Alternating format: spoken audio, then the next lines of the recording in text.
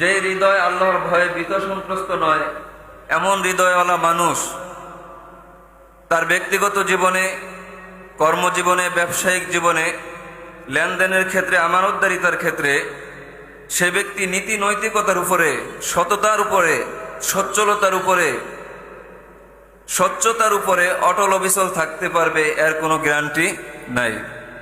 মানুষ সততার উপরে, ন্যায় ইনসাফের উপরে, বিবেকের উপরে তখনই প্রতিষ্ঠিত থাকতে পারে যখন মানুষের হৃদয়ে খোদাভীতি জাগ্রত থাকে।